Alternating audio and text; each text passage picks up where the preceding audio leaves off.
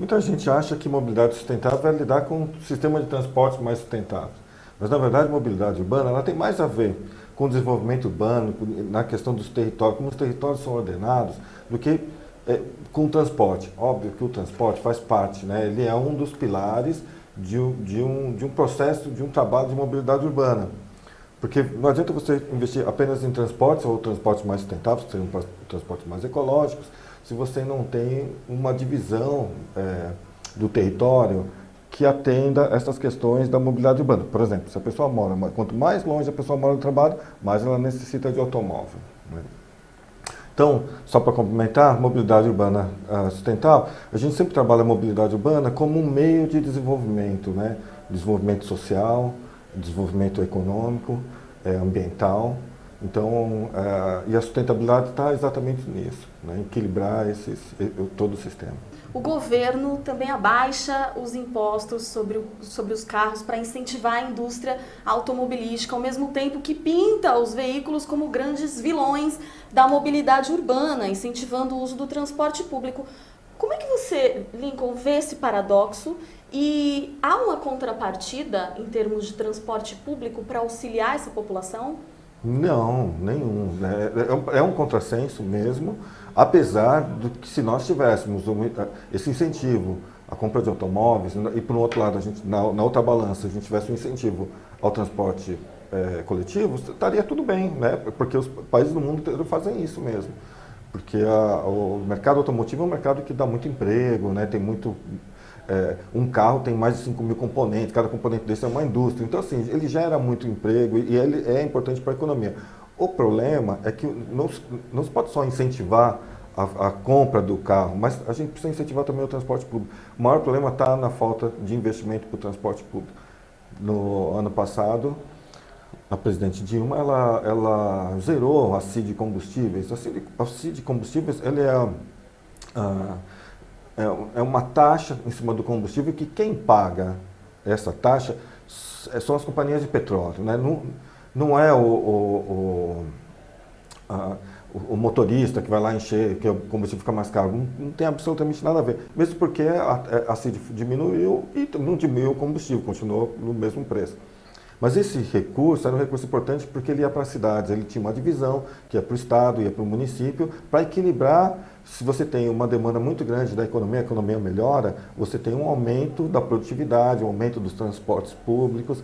E esse dinheiro, esse recurso, ele vai justamente para investimento em infraestrutura, transporte público e tal, que não tem. Esse dinheiro não vai mais para as cidades. Então, assim, se está investindo no veículo, né, no automóvel, que eu acho que tem que fazer isso mesmo, porém, está deixando de investir e está diminuindo os recursos para transporte público, que isso eu acho que é muito ruim.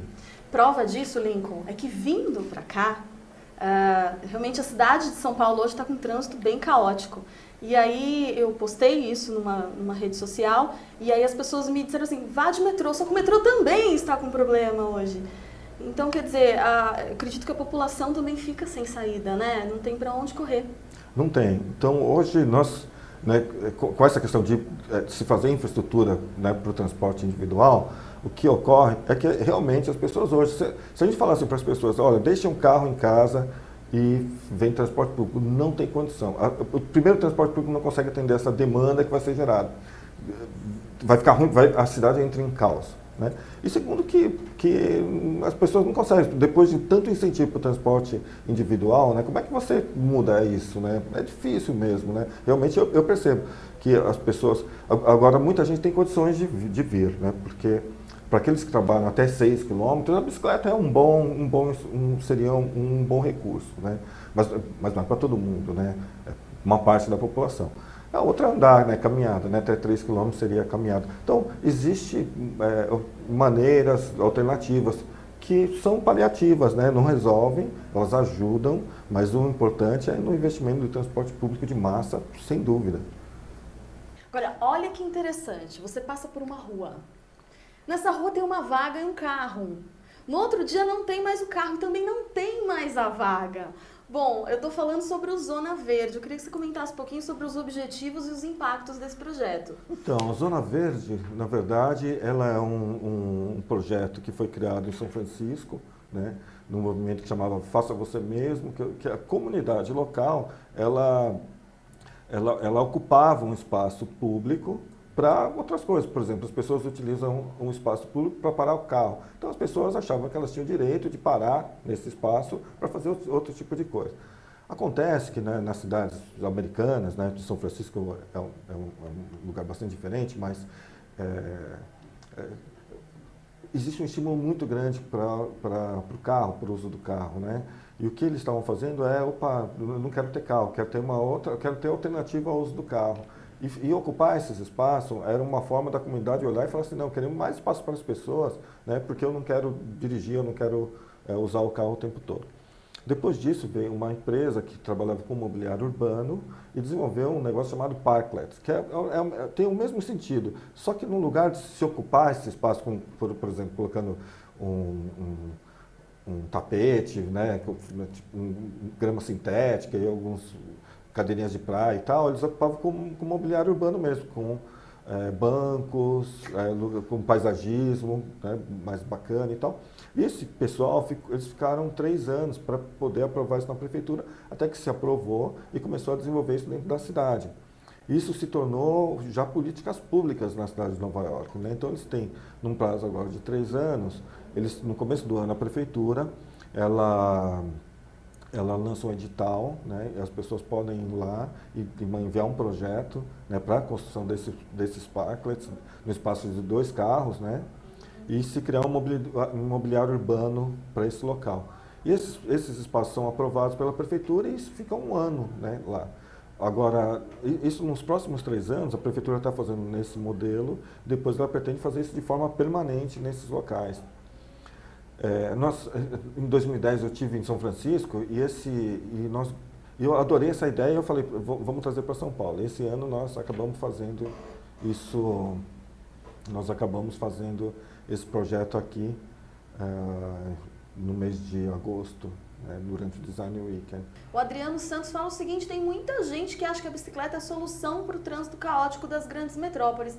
Você concorda? Você disse que já não é só a bicicleta. A bicicleta é um dos fatores que pode auxiliar para a gente fugir desse trânsito maluco. É isso, Lincoln? É isso, olha, a bicicleta, ela pertence ao modal, ela está integrada, ela é um importante meio, porque a bicicleta ela traz um padrão de qualidade para as cidades, né? Então, em todo lugar onde tem bicicleta, né, você reduz também a velocidade e você melhora também as calçadas para pedestre. Então, assim, é um pensar de forma não motorizada dentro da cidade. Agora, ela não é a solução sozinha, né? E ainda dentro dessa questão das bicicletas, precisa sim, além de buscar essa solução, de trazer educação de trânsito também. Olha aqui as considerações que o Edgar Baldo coloca. Fizeram uma ciclovia aqui em Belo Horizonte, em volta da Lagoa da Pampulha, que já provocou muitos acidentes, inclusive com mortes. O Carlos Meira também complementa, deslocamento sustentável é possível com bicicleta, mas a cidade tem muitas subidas. Seria bom poder contar com bicicletas com auxílio de motor elétrico, mas elas custam caro demais, chegam a mais de 2.000 os modelos mais baratos. Lutar por uma isenção objetiva de impostos e taxas para esse tipo de veículo ajudaria. Sem um motorzinho precisa ser atleta. Verdade, Carlos.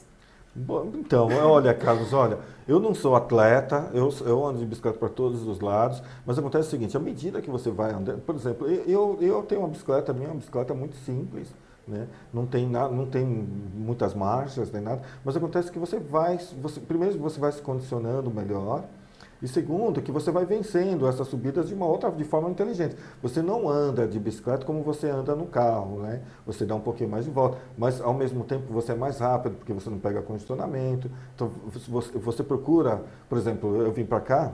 Verdade, prova disso é que eu vim de carro, foi um sofrimento, foi bem complicado, o trânsito está bem difícil hoje aqui em São Paulo, e o Lincoln veio de bicicleta. Pois é, então, isso que eu queria te falar, para vir para cá, eu não vim aqui pela rua onde passa carro. Qual foi o meu caminho? Por dentro do parque.